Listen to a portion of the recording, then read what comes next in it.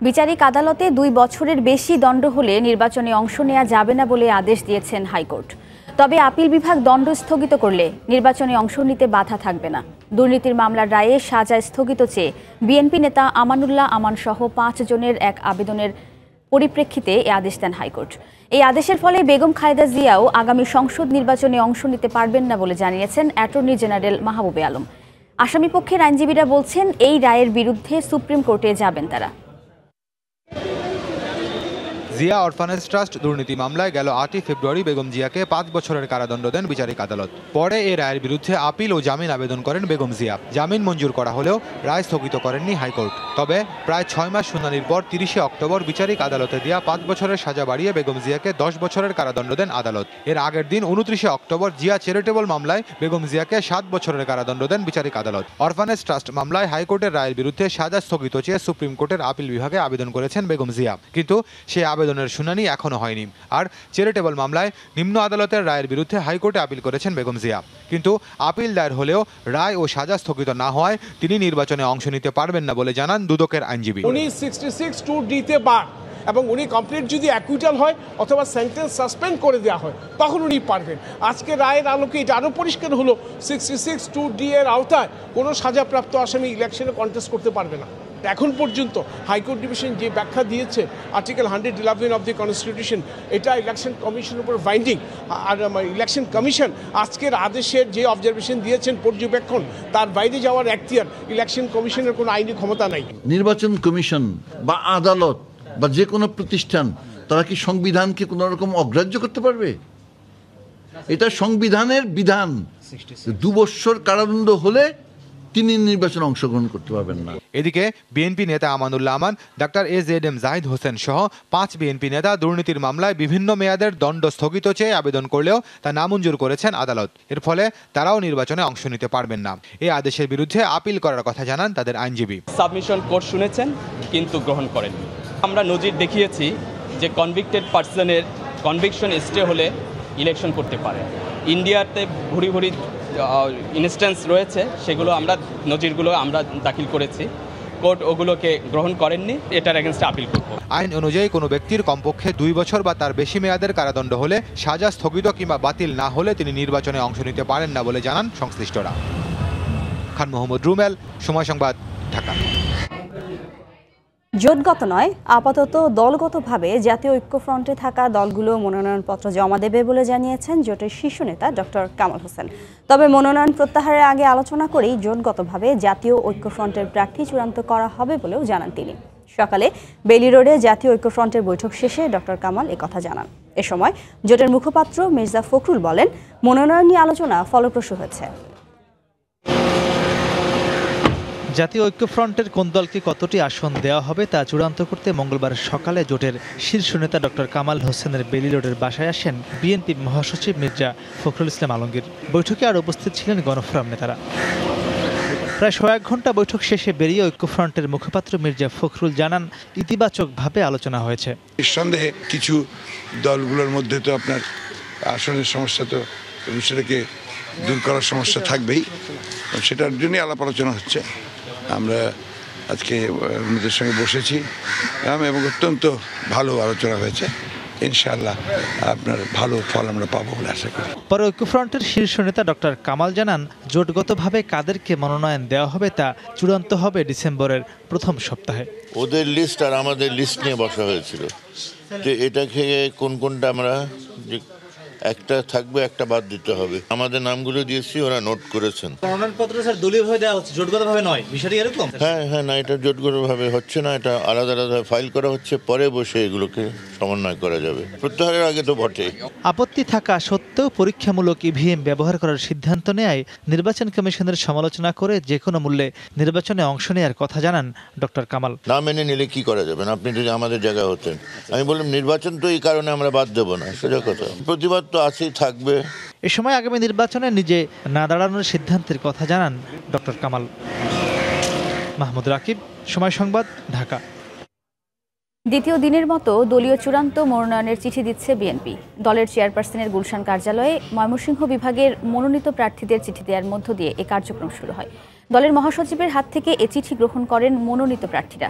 পরে সিলেট, চট্টগ্রাম ও ঢাকা বিভাগের প্রার্থীরা চিঠি দেওয়া হবে বলে বিএনপির পক্ষ থেকে জানানো হয়। আজ বেশিরভাগ আসনে একজন করে প্রার্থীর নামে চিঠি দেওয়া হয়েছে। ঢাকা 13 আসনে বিএনপি নেতা আব্দুস সালামকে, মুন্সিগঞ্জ 1 থেকে শাহ মোয়াজ্জেম হোসেন, বরগুনা 2 থেকে ব্যারিস্টার মাহবুব, বাগেরহাট 2 থেকে মাওলানা SM জুবায়েরকে মনোনয়ন দেওয়া হয়। সকাল থেকে বিভিন্ন এলাকার মনোনীত প্রার্থী ও সমর্থকরা গুলশান কার্যালয়ে ভিড় করেন। গতকাল বরিশাল, রংপুর ও রাজশাহী বিভাগের মনোনীত প্রার্থীদের চিঠি দেওয়া হয়।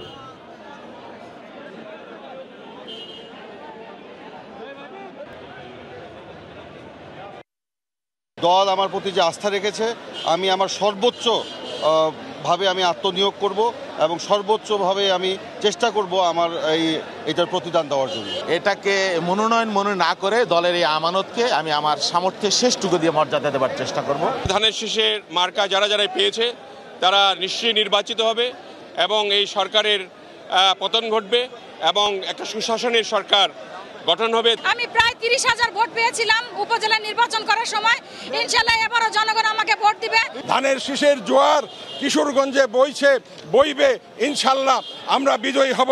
বেগম খালেদা জিয়ার মুক্তি সংগ্রাম আন্দোলনের মধ্য দিয়ে এবং বিজয় নিশ্চিত করার মধ্য দিয়ে এটার প্রতিদান দিতে চাই। এই মুহূর্তে বিএনপি চেয়ারপারসনের গুলশান কার্যালয়ে আছেন রিপোর্টার সালাউদ্দিন সুমন। বিস্তারিত জানতে আমরা সরাসরি চলে যাচ্ছি তার কাছে। সুমন,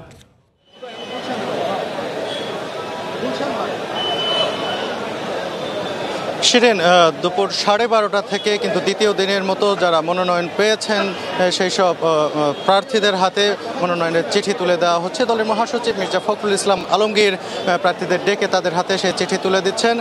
একই সাথে একটি বিষয় জানিয়ে রাখি যে ময়মনসিংহ বিভাগের প্রার্থীদের যারা মনোনীত হয়েছেন চূড়ান্তভাবে তাদের হাতে তুলে দেওয়ার মাধ্যমে কার্যক্রম শুরু হলেও পরবর্তীতে কিন্তু যখন যে বিভাগ থেকে বা যে জেলা থেকে যে মনোনীত প্রার্থীরা আসছেন তাদের হাতেই কিন্তু এই মনোনয়নের যে চিঠি সেটি তুলে দেওয়া হচ্ছে। আমি জানিয়ে রাখি এখন পর্যন্ত গতকাল কিন্তু বরিশাল বিভাগের যারা মনোনীত প্রার্থী ছিলেন তাদের হাতে তাদের চিঠি তুলে দেওয়া হয়েছে। তবে আজকেও যারা অনেকেই নিচ্ছেন যারা বাদ পড়েছিলেন বা আসতে পারেননি, সেরকম খন্দকার মাহবুব হোসেন তিনি কিন্তু আজকে নিয়েছেন বরগুনা 3 আসনের এবং ফরিদপুর 2 আসন থেকে নিয়েছেন শামা উবায়েদ, যিনি ফরিদপুর বিভাগীয় সাংগঠনিক সম্পাদক, এবং ময়মনসিংহ বিভাগের সাংগঠনিক সম্পাদক ইমরান সালে প্রিন্স তিনি নিয়েছেন, এবং ঢাকা থেকে ঢাকা 13 আসনের মনোনয়ন সংগ্রহ করেছেন বিএনপি চেয়ারপারসনের উপদেষ্টা আব্দুস সালাম, এবং নিয়েছেন ইশরাক হোসেন, যিনি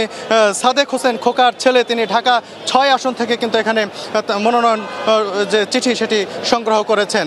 আর এই কার্যক্রম আজকে চলবে, আজকেই তারা শেষ করতে চায়, যেটি বিএনপি নেতারা আমাদেরকে জানিয়েছেন যে মনোনয়ন যারা পেয়েছেন চূড়ান্তভাবে তাদের দেওয়ার কার্যক্রম আজকে শেষ করতে চান। তবে যে হিসাবটি বাকি রয়েছে এখনও 20 দলীয় জোট এবং জাতীয় ঐক্য ফ্রন্টের সঙ্গে তাদের যে দেন দরবার এখনও চলছে। এখন পর্যন্ত আমাদের জানা মতে তাদেরকে যে আসনটি দেওয়া হয়েছিল, অর্থাৎ 20 দলীয় জোট এবং জাতীয় ঐক্যফ্রন্ট মিলিয়ে যে 60টি আসন দেওয়া হয়েছিল, দেন দরবারের পর সেটি আরও বাড়তে পারে বলে আমরা জানতে পেরেছি, বা গতকাল মহাসচিব কিন্তু সে ধরনের ইঙ্গিত দিয়েছিলেন মির্জা ফখরুল ইসলাম আলমগীর। আমরা এখানে রয়েছি, এখানে হয়তো ব্রিফিং করা হবে কিছুক্ষণ পরে, হয়তো দলের পক্ষ থেকে কিছু বলা হতে পারে এই মনোনয়ন প্রক্রিয়া নিয়ে বা যাতে দেওয়া হচ্ছে সেই বিষয়টা নিয়ে, সেটি আমরা কিন্তু এখান থেকে সরাসরি জানিয়ে দিতে পারবো। শিরিন, বিএনপি চেয়ারপারসনের গুলশান কার্যালয় থেকে সরাসরি আমাদের সঙ্গে যোগ দিয়েছিলেন রিপোর্টার সালাউদ্দিন সুমন, জানাচ্ছিলেন চূড়ান্ত মনোনয়নপত্র দেওয়ার সবশেষ খবর। এদিকে বিএনপি ও ঐক্যফ্রন্ট নেতারা নির্বাচন কমিশনকে বিতর্কিত করার অপচেষ্টা চালাচ্ছে বলে অভিযোগ করেছেন আইনমন্ত্রী অ্যাডভোকেট আনিসুল হক। দুপুরে ব্রাহ্মণবাড়িয়া আখাউড়ায় এক অনুষ্ঠান শেষে একথা বলেন তিনি। হচ্ছে তাদের পরিকল্পিত যে উদ্দেশ্য, সেই উদ্দেশ্যেরই একটা অংশ। তারা চেষ্টা করছে, এখন পর্যন্ত প্রধান নির্বাচন কমিশনার এমন কিছুই করেন নাই যেটা তাকে বলা যায় যে তিনি পক্ষপাতিত্ব করছেন। তিনি অত্যন্ত সুষ্ঠুভাবে নির্বাচন কমিশনকে পরিচালনা করছেন। তাদের কথাগুলি অমূলক। দ্বিতীয় দিনের মতো প্রার্থীদের মনোনয়নের চিঠি দিচ্ছে জাতীয় পার্টি। বেলা 12টায় মনোনয়নের চিঠি দেওয়ার কথা থাকলেও নির্ধারিত সময়ের পর চিঠি দেওয়া শুরু করে দলটি। রাজধানীর বনানীতে দলের চেয়ারম্যানের কার্যালয় থেকে চিঠি সংগ্রহ করছেন মনোনয়নপ্রাপ্তরা। এ সময় নির্বাচনে লাঙ্গলের টিকিট পেয়ে উচ্ছ্বাস প্রকাশ করেন নেতাকর্মীরা।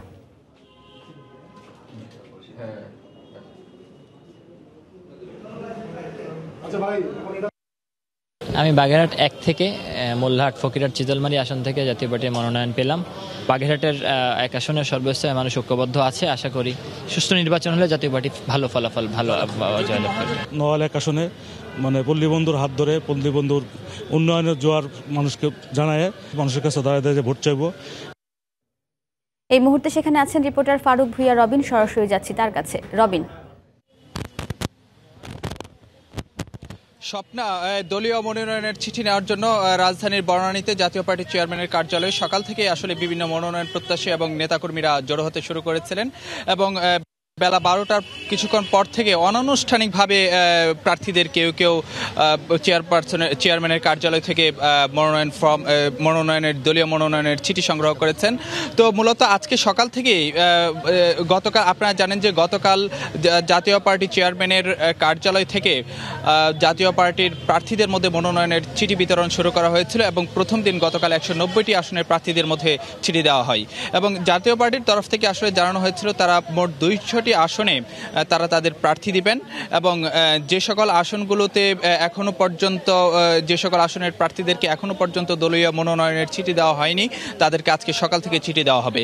কিন্তু আমরা লক্ষ্য করেছিলাম যে সকাল থেকেই মনোনয়ন প্রত্যাশীরা চেয়ারম্যানের কার্যালয়ে আসলেও দলের শীর্ষ নেতাদের আসলে কাউকে আমরা এখনো পর্যন্ত এই কার্যালয়ে আসতে দেখিনি।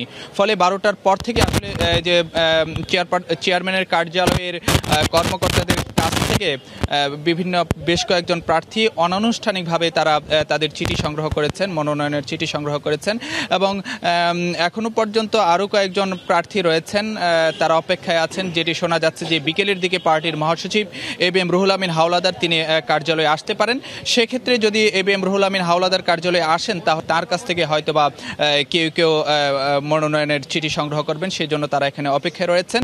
আর অন্যদিকে যদি আরেকটি বিষয় আপনাকে জানাতে চাই যে গতকাল থেকেই মূলত যাদের কাছ থেকে মনোনয়নের চিঠি দেওয়া হয়েছিল তাদের প্রায় সবার কাছ থেকেই একই সঙ্গে প্রত্যাহারপত্র কিন্তু সই রাখা হয়েছিল। এই কারণে যদি মহাজোটগতভাবে দলীয় মনোনয়ন হয় তাহলে হয়তোবা জাতীয় পার্টি 50টির মতন আসনে প্রতিদ্বন্দ্বিতা করতে পারে। সেক্ষেত্রে বাকি যে সকল প্রার্থী রয়েছেন যাদেরকে মনোনয়নের চিঠি দেওয়া হয়েছে তাদেরকে তাদের প্রার্থিতা সরিয়ে নেওয়া হবে। তো এই স্বপ্না, এই ছিল আসলে রাজধানীর বনানীতে জাতীয় পার্টি চেয়ারম্যানের কার্যালয় থেকে আমার কাছে সবশেষ। স্বপ্না, জাতীয় পার্টি মনোনীত প্রার্থীদের চিঠি দেওয়ার বিষয়ে সবশেষ তথ্য জানাতে বনানী কার্যালয় থেকে যোগ দিয়েছেন রিপোর্টার ফারুক ভুইয়া রবিন।